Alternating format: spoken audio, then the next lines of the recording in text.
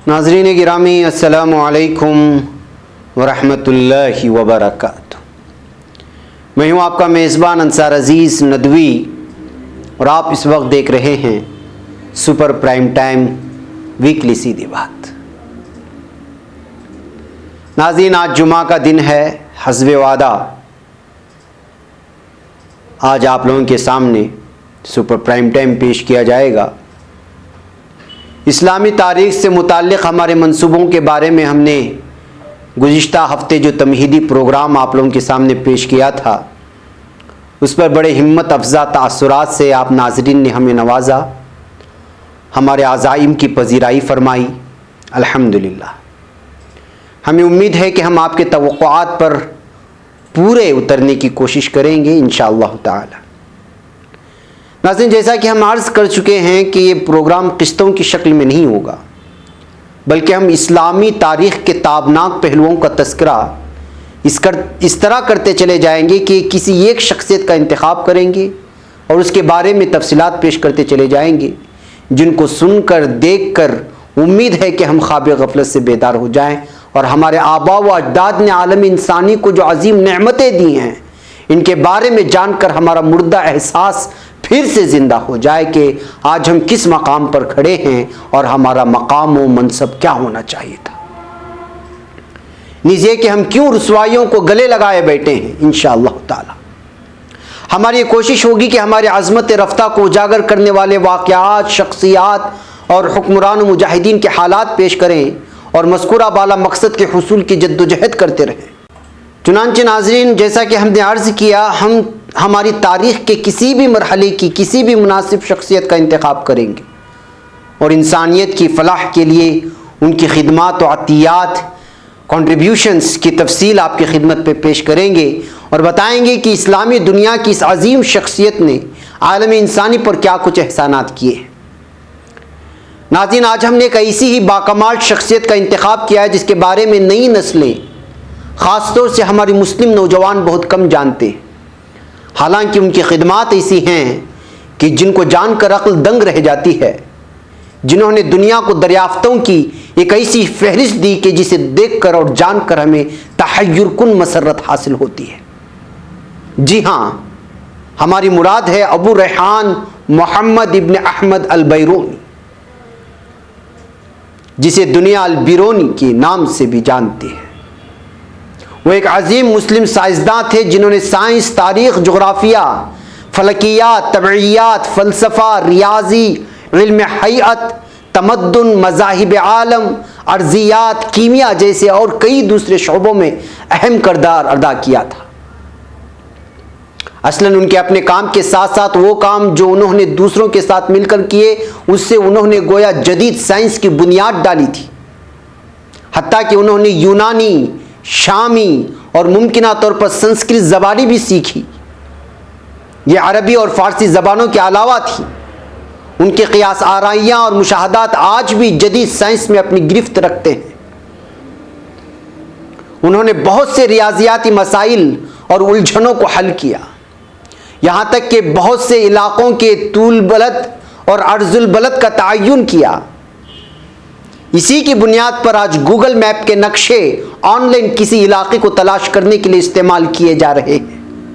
आसानियाँ तो उस ज़माने में पैदा की गई थी जिसका इस्तेमाल गूगल मैप आज किया जा रहा है जदीद टेक्नोलॉजी के तहत। नाज़रीन, उन्होंने अपनी 9 उम्री में यानी 990 ईस्वी में अल बिरूनी ने केत शहर का तूल बलद दरियाफ्त कर लिया था, जिसे आज के दौर में कीथ काउंटी भी कहते हैं, जो अमेरिका के नेब्रास्का के रियासत में है।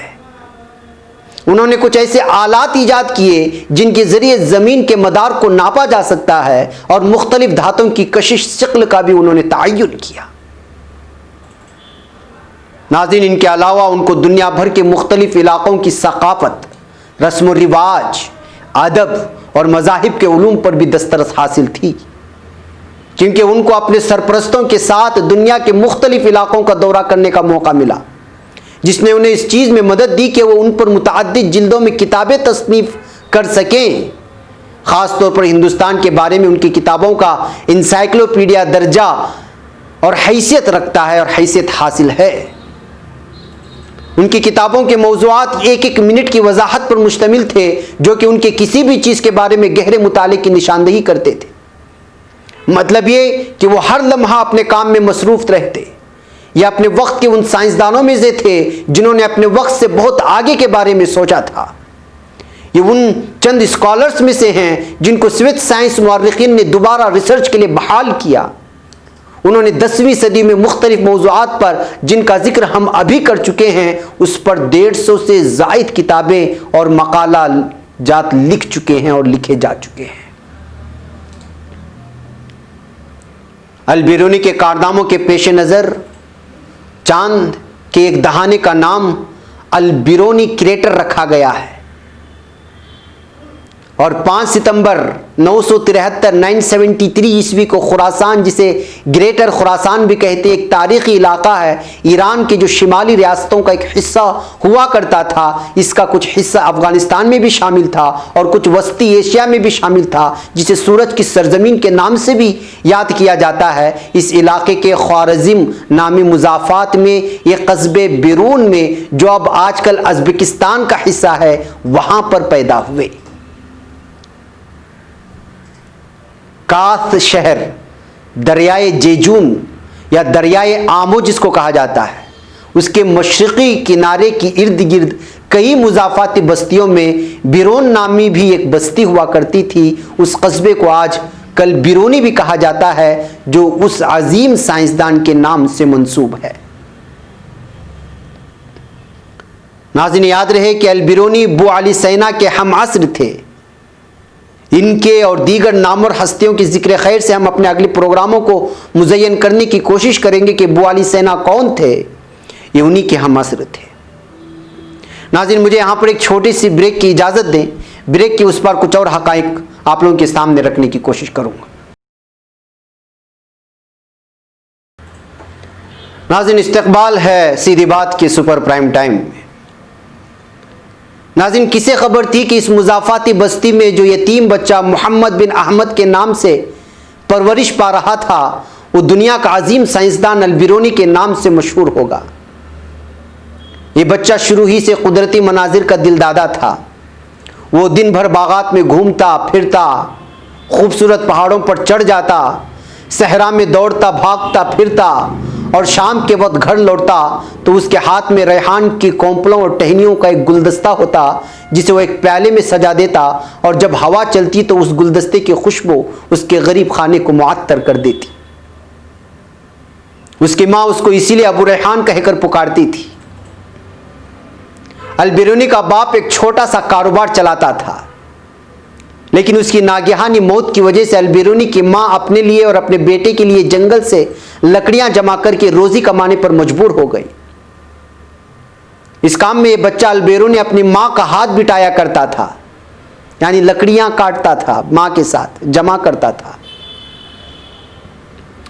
एक रोज अल-बिरूनी की नबातात के एक यूनानी आलिम से हो गई मुलाकात हो गई। अल-बिरूनी ने उसे एक बाग में फूल तोड़ने और जंगल के दरख्तों के नीचे से पौधों को काटते देखा तो उस यूनानी आलिम के पास पहुंचकर एहतिजाज करते हुए कहने लगा, जनाब, आप इन फूलों को क्यों तोड़ रहे हैं और पौधों को क्यों काट रहे हैं? ये सुनकर यूनानी आलिम हंस पड़ा और कहने लगा, बेटे, मैं इन फूलों और पौधों को इल्म की खातिर जमा कर रहा हूं। इन पौधों और फूलों से हम बीमारियों के इलाज के लिए दवाएं तैयार करते हैं। ये सुनकर अल-बिरूनी खुश हो गया। उसने आलिम से कहा, तो आप नबातात के आलिम हैं? यूनानी आलिम ने प्यार से कहा, नबातात यानी जड़ी बूटी जिसको कहा जाता है। यूनानी आलिम ने प्यार से कहा, हाँ मेरे बेटे, और कहा, मेरा ख्याल है तुम्हें फूलों और पौधों से बहुत मोहब्बत है। अल-बिरूनी ने कहा, मैं तो तमाम कुदरती मनाजिर से मोहब्बत करता हूँ, सितारों, दरख्तों, पौधों, फूलों, पहाड़ों, टीलों और वादियों, सभी से मुझे मोहब्बत है। उस दिन के बाद वो यूनानी आलिम अल-बिरूनी को रोज़ाना तालीम देने लगा और नबातात का इल्म सिखाने लगा। उस वक्त अल-बिरूनी की उम्र 11 साल थी सिर्फ। 3 साल गुजर गए और अबू रेहान 14 वर्ष का हो गया।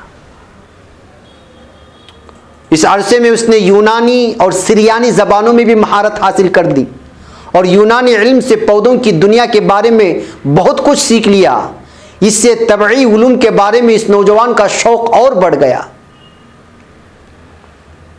उस वक्त उस खित्ते में ख्वारिज़्म शाह अव्वल इराक ख़ानदान की हुकूमत थी और उसके उमरा में से एक अबू नस्र मंसूर इब्न इराक था जो कि मशहूर माहिर फलकियात था।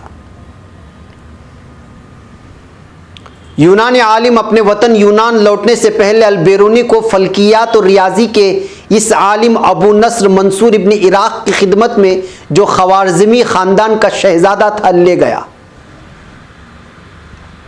अबू नस्र ने अल-बेरूनी के लिए अलग घर तामीर करवाया और उसके लिए वजीफ़ा भी मुकर्रर कर दिया। अबू नस्र हर रोज़ उसे फलकियात और रियाजी के उलूम सिखाता रहा। उसके बाद अबू नस्र ने अल-बेरूनी को मशहूर रियाजीदान और माहिर अब्दुस समद की शागिर्दी में दे दिया और अल-बेरूनी 17 साल की छोटी सी उम्र तक निहायत संजीदा किस्म के साइंसी कामों में मसरूफ़ हो चुका था और उम्र थी सिर्फ 17 साल। 995 ईस्वी जब वो 22 साल का था, उसने अपने मुख्तसर कामों पर बड़ी तादाद में किताबें लिखी। हमारे यहाँ तो खेल कूद के भी अयाम नहीं ख़त्म होते 22 साल में, और यहाँ पर कई किताबें तसनीफ़ हो चुकी थी अल-बेरूनी की। 995 ईस्वी और 10वीं सदी के आखिर और 11वीं सदी के शुरू में कुछ ऐसे सियासी वाक़यात रोनुमा हुए जिनकी वजह से इस्लामी दुनिया में बड़ी बदअमनी पैदा हुई और वो इलाक़ा जिसमें अल-बेरूनी रहा करता था, उस इलाक़े में खाना जंगी शुरू हो गई। ख़वारिज़म के शाह को उसके नौकर ने कत्ल कर दिया, जिससे ख़वारिज़म में खाना जंगी शुरू हो गई और यूं अल-बेरूनी से उसकी किफ़ालत छिन गई। इस बगावत के दौरान अल-बेरूनी इस इलाक़े से निकलने में कामयाब हो गया, मगर उसके उस्ताद अबू नस्र मंसूर के साथ क्या बना, तारीख़ इस बाब में अभी तक खामोश है और कुछ बयान नहीं कर रही। उसके बाद अल-बेरूनी ने बुखारा में सामानी ख़ानदान, जिसको सैमनिड एम्पायर कहा जाता है, उनके पास पनाह ली। यकीनी तौर पर सामानी ख़ानदान ने शहज़ादा शमसुल माली क़ब्बूस इब्न वशमगीर को उसका तख्त वापस दिलवाने में मदद की जो उससे छीन लिया गया था। नाज़रीन, सासान, सामानी ख़ानदान, सैमनिड एम्पायर, इसकी एक अलग तारीख़ और दास्तां है। मैं बस चूँकि बेरूनी का तस्करा है तो उनकी हुकूमतों का थोड़ा बहुत तस्करा ज़रूरी है, उसको छेड़ करके निकल रहा हूँ, वरना ये अलग ही दास्तां है लंबी। क़ब्बूस इब्न वशमगीर जर्जान और तब्रिस्तान का हुक्मरान था जो फ़ी ज़माना ईरान में वाक़ई है इस वक्त। इस चीज़ ने अल-बेरूनी को शहज़ादा क़ब्बूस के साथ वाक़िफ़त दिलाने में मदद दी। क़ब्बूस के पास अल-बेरूनी को ईरान के एक और अजीम स्कॉलर इब्न सैना से भी मुलाकात हो गई। जर्जान के हुक्मरान शमसुल माली क़ब्बूस बिन वशमगीर के पास अल-बेरूनी ने ये किताबुल आसार अल-बाक़िया अनिल क़ुरून अल-ख़ालिया, किताबुल आसार अल-बाक़िया अनिल क़ुरून अल-ख़ालिया, जो अरबी में है, उसको लिखी, जो इसने क़ब्बूस के नाम से मंसूब की। इसका ख़ास मौजू इल्म नुजूम और रियाजी था। इल्म नुजूम यानी सितारों का इल्म, रियाजी तो आप जानती ही हैं, हिसाब किताब।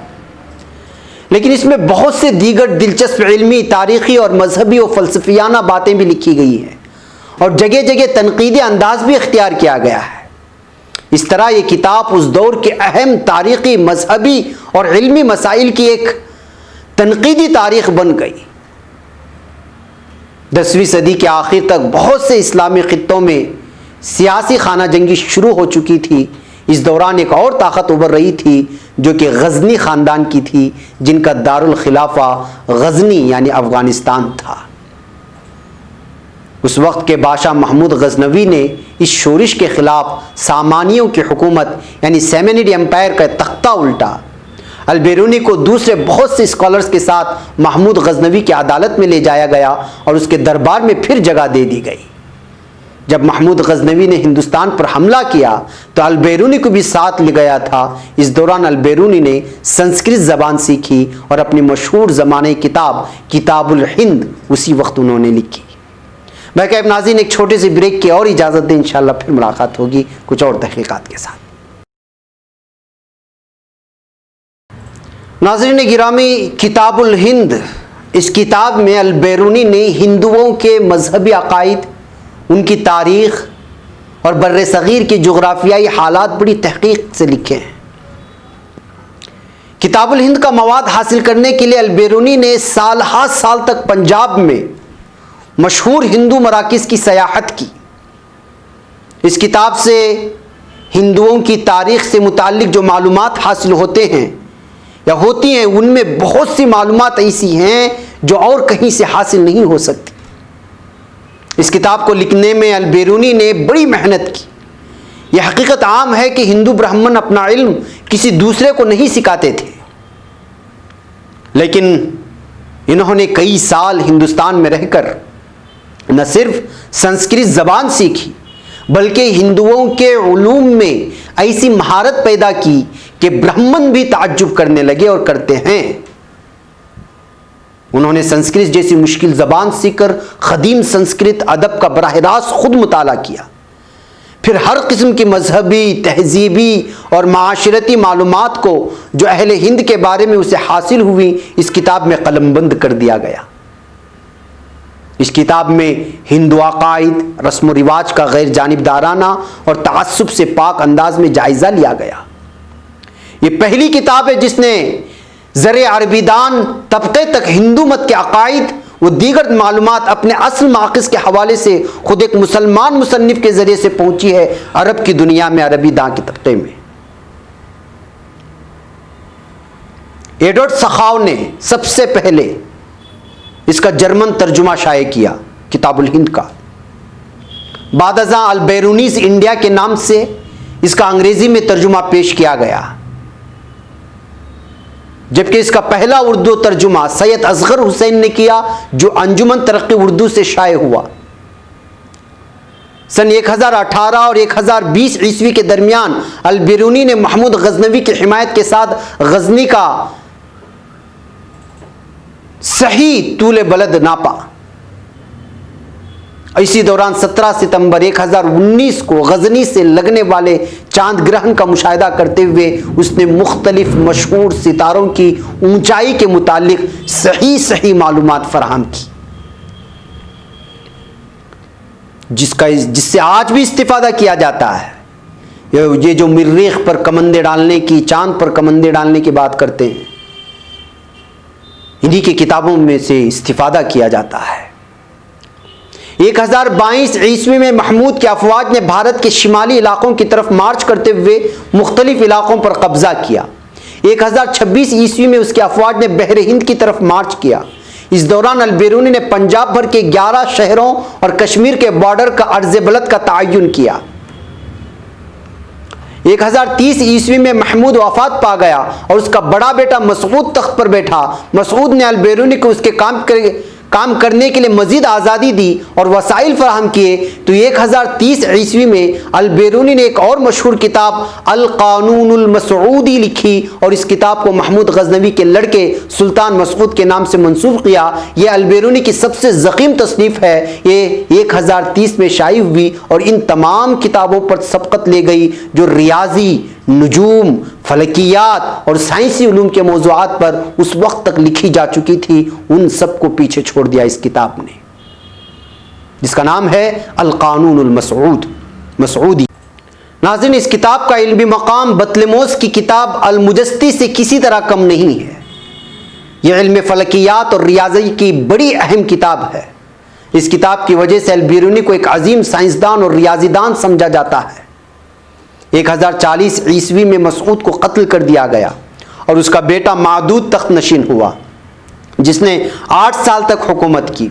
उस वक्त तक अल-बैरूनी बूढ़ा हो चुका था, मगर उसने अपना साइंसी और तहकीकी काम अपनी वफ़ात तक जारी रखा।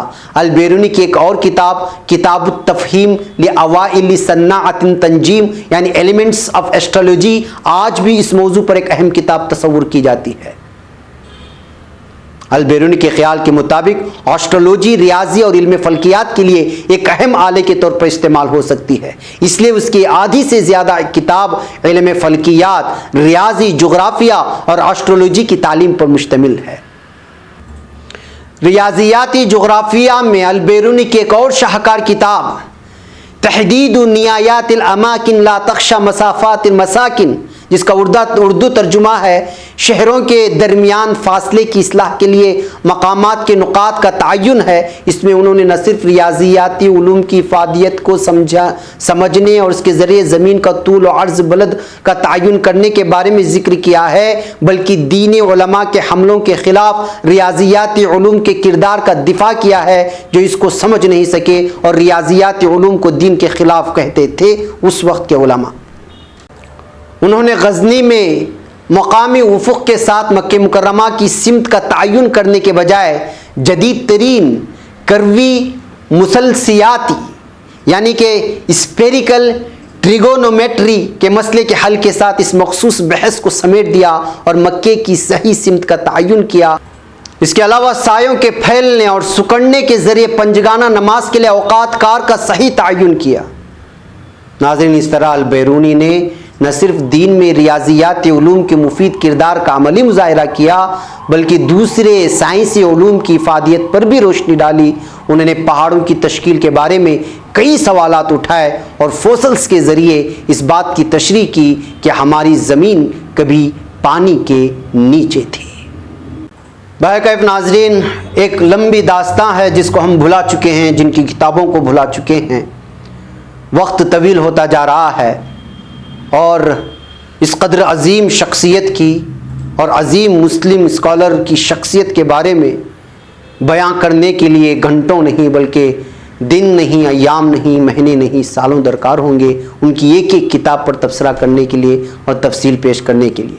आखिर में हम सिर्फ इतना ही कहेंगे कि हम इस अज़ीम मुस्लिम स्कॉलर की शख्सियत के बारे में बहुत थोड़ा ही बयान कर सके, क्योंकि उसके काम का तकरीबन 5वां हिस्सा ही तारीख़ में बच सका है, बाकी कहीं तारीख़ में खो गया है या दुश्मनों ने गायब कर दिया है। मगर इस हकीकत के बरक्स हम उसके काम की तहरीरों से जो बच गई हैं ये नतीजा अख्ज़ कर सकते हैं कि वो एक अजीम साइंसदान थे। हम अल-बैरूनी में एक ऐसे इंसान को देखते हैं जिसने न सिर्फ चीज़ों को अपने असल हक़ाइक़ के साथ दरियाफ़्त किया, बल्कि तजुर्बाती और साइंसी तरीक़ों से उनको साइंस की कसौटी पर परख कर नतीजे अख्ज़ किए। वो एक अजीम साइंसदान होने के अलावा एक अजीम माहिर लिसानियात भी थे। उनकी लिखी हुई तहरीरें साइंस के तारीख़दानों के लिए एक अजीम सरमाया है। बिलाखिर ये अजीम इंसान 9 दिसंबर 1048 या बाज़ रिवायतों के मुताबिक 1050 ईस्वी में गज़नी अफ़गानिस्तान में वफ़ात पाई है। जी हाँ नाज़रीन, ये थी कुछ अहम तरीन बातें जो आप लोगों के सामने रखी गई तारीख़ के हवाले से। हमें उम्मीद है कि आपके मालूमात में इजाफ़ा हुआ होगा। इंशाअल्लाह फिर अगले हफ्ते किसी और एक अहम तरीन शख्सियत की तफसीलात के साथ पूरी मेहनत के साथ मुख्तलिफ़ किताबों के मुताले के बाद आप लोगों के सामने मालूमात रखने की कोशिश करेंगे। अस्सलामु अलैकुम व रहमतुल्लाहि व बरकातहू।